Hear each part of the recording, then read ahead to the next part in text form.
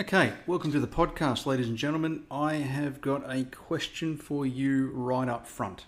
The question is this: would you be willing to join a long-term research project, say something that goes for about 30 years, to see how a specific diet affects your physical and mental health?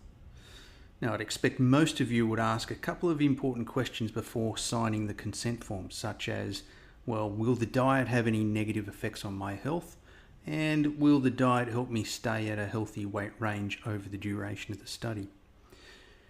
Now, if the research has told you that it's highly likely the diet will increase your body weight as well as your risk of a range of chronic lifestyle diseases like type 2 diabetes, metabolic syndrome, heart disease, stroke, cancer, dementia, then I think it's fair to assume you'd put down the pen and step away from the consent form.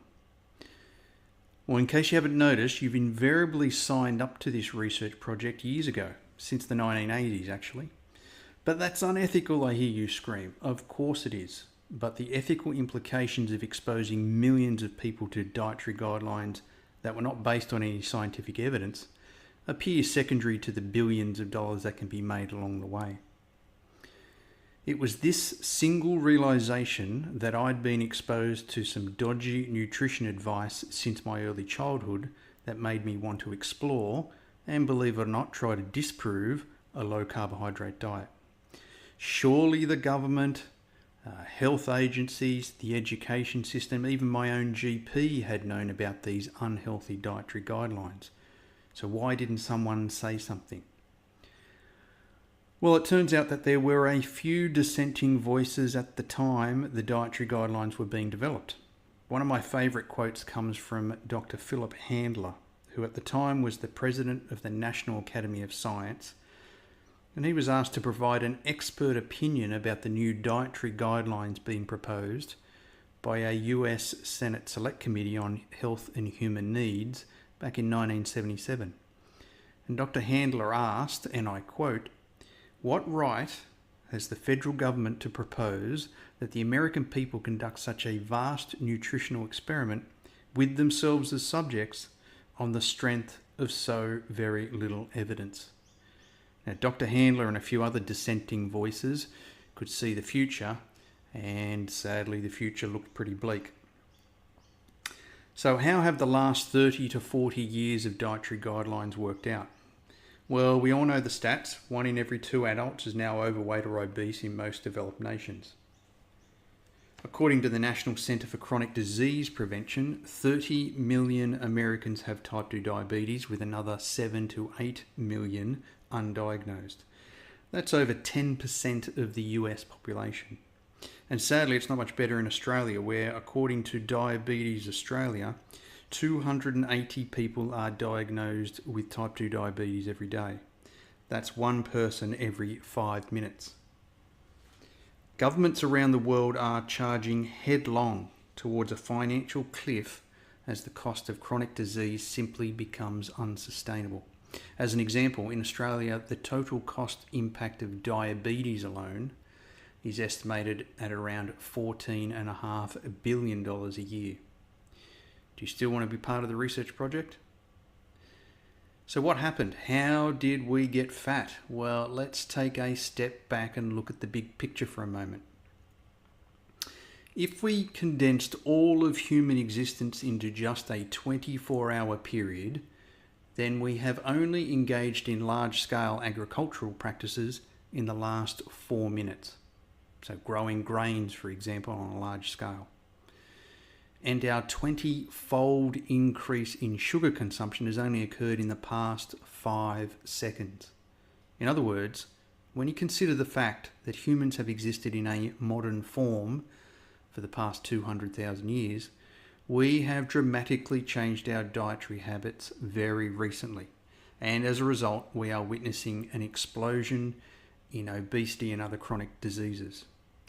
We are essentially living through unprecedented times, and I have little doubt that future generations will look back and ask, what were they thinking? In many ways, we find ourselves 30 plus years down the chronic disease pathway due to a perfect storm that was building around the 1950s in the US. Now, for those of you who don't know, middle-aged businessmen were starting to die from heart attacks at an alarming rate. Now, couple that with an increasing cost of domestic food production and a president who wanted to get re-elected, and you've got the perfect conditions for some dodgy dietary guidelines. Oh, and throw in a healthy dose of ego from a few people who had a theory and they were not going to allow scientific debate to change their minds. So enter a guy called Dr. Ancel Keys. You may well have heard of him. He developed the hypothesis that eating fat makes you fat, which causes coronary heart disease. He was a marine biologist who worked at the University of Rochester in Minnesota. And back in the early 1940s, he was actually given the task of ascertaining the minimum number of calories needed by a soldier to survive in World War II. Now, after the war, Dr. Keys looked at the data from post-war Europe and he couldn't explain why coronary heart disease decreased when people were consuming less calories. So he developed a theory that a full calorie diet contained more fat and more cholesterol than a starvation diet. And he subsequently developed the diet-heart hypothesis, or otherwise known as the lipid hypothesis, and he claimed American citizens should move away from animal fats and adopt polyunsaturated fats in their diets. Now, Ancel Keys managed to convince the American Heart Association to support his diet-heart hypothesis by presenting his findings from his 6 countries study at a symposium in Mount Sinai Hospital in New York in January 1953. But what many didn't know at the time was that Dr. Keys's overwhelming evidence from his 6 country studies was deliberately misleading. See, Dr. Keys claimed that there was a linear relationship between the risk of coronary heart disease and the amount of fat consumed in the diet. In other words, the more fat you ate, the more you increased your risk of coronary heart disease. But the original study actually involved 22 countries, not 6. And Dr. Keys had conveniently cherry-picked the data to suit his own hypothesis. Now, the inclusion of all 22 countries reduced the supposedly strong association between the risk of coronary heart disease and fat consumption. So there's nothing quite like dodging up the data to support your own theory. It's also worth noting that the American Heart Association, who were convinced by Dr. Keys to adopt his diet-heart hypothesis, were heavily funded by the Institute of Shortening and Edible Oils and a company called Procter & Gamble. Now, why is this relevant? Well, you now had both an industry association and a private company with vested interests in ensuring American citizens moved away from eating animal fats towards a diet high in carbohydrates and polyunsaturated seed oils. Around the same time, you had President Richard Nixon struggling to get re-elected due to the high cost of domestic food production in the US. President Nixon directed his US Department of Agriculture to seek cheaper foods and cheaper food processing. And as a result, a product called high fructose corn syrup was adopted around the mid-1970s as an alternative to sugar from sugarcane. High fructose corn syrup was considered at the time to be an outstanding invention, given that it is 1.7 times sweeter than sucrose or table sugar. It's cheaper to produce, transport and store, and it increased the shelf life of food products. But ever since Dr. Keys started telling everyone to reduce their fat intake and increase their carbohydrates, scientists were starting to question the validity of the hypothesis. And as a consequence, a US Senate Select Committee on Health and Human Needs, chaired by Senator George McGovern, was established to make recommendations to the US government about what Americans should be eating. Now, interestingly, the committee was actually initially established in 1968 to explore malnutrition in the southern states of America. But as the debate about fat and heart disease was heating up, the focus of the committee shifted towards making recommendations to the government. Now, Congress was pretty impatient to get some guidelines out to the public so that they could be seen to be doing something about diets. And remember, right up until this point in human history, people were happily eating healthy, locally grown foods. but the government of the day thought they should start educating everyone about what constitutes a supposedly healthy diet. Now, lots of scientists explained to the committee that there was no clear evidence to support the low-fat, high-carbohydrate recommendations. But the chair of the panel stated, and I quote, "Senators don't have the luxury that a research scientist does, waiting until the very last shred of evidence is in." Now, Ansel Keys, who has been described by some as the loudest voice in the room, won the day, and as a result, the US government encouraged people to dramatically reduce their fat intake from 40% to 30%, with the majority being polyunsaturated oils, and increase their carbohydrate intake to around 50 to 60%. The first US dietary guidelines were released in 1980, and as soon as the guidelines were released, the government had effectively declared farmers and manufacturers of breads, cereals, margarine and soy products the winners, and producers of eggs, meat, butter and cheese as the losers.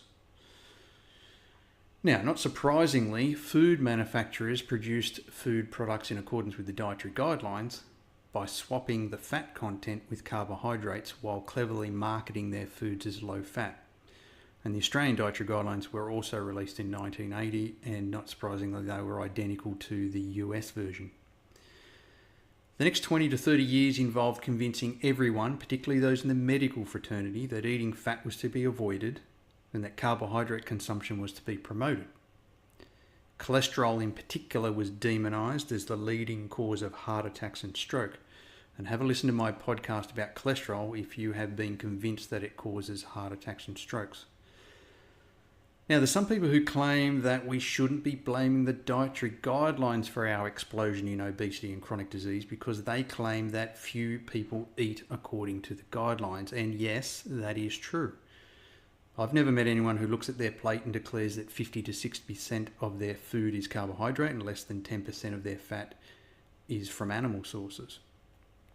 But what's undeniable is the explosion in processed foods that contain sugar and are marketed as low fat to the unsuspecting public.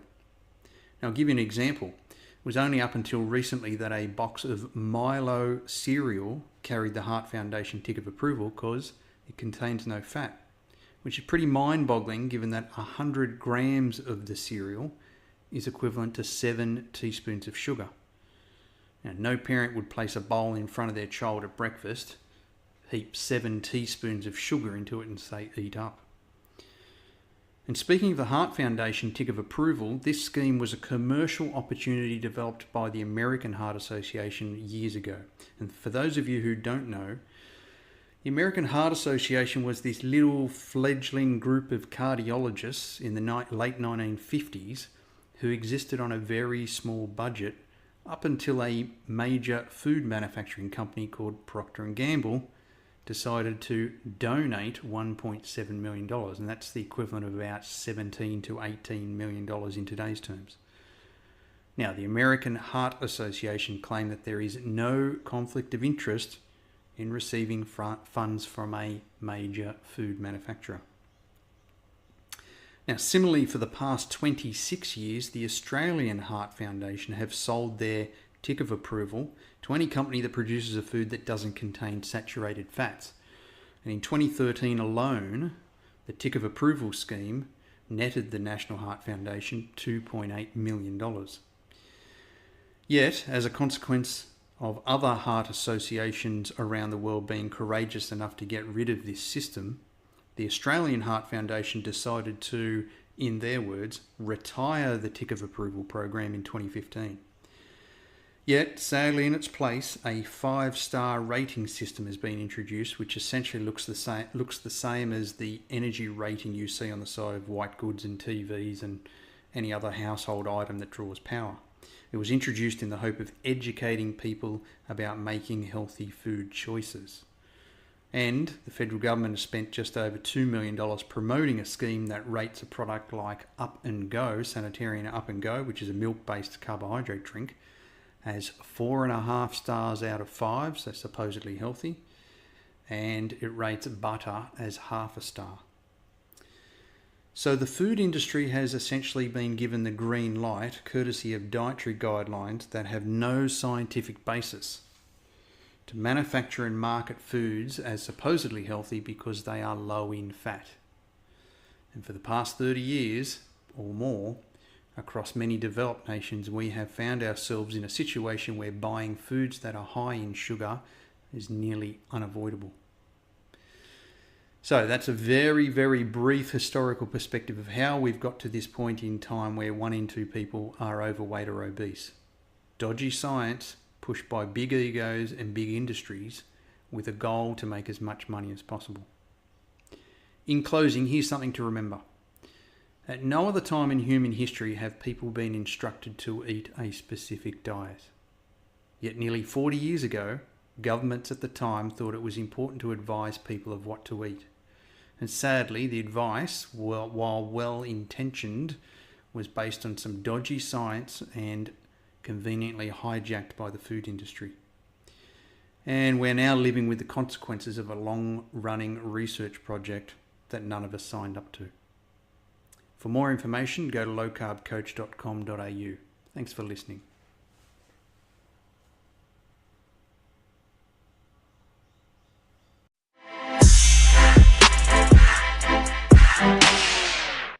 The podcast you just heard was made using Anchor. Ever thought about making your own podcast? Anchor makes it really easy for anyone to get started. It's a one-stop shop for recording, hosting, and distributing podcasts. Best of all, it's 100% free. Sign up now at anchor.fm/new. That's anchor.fm/new to get started.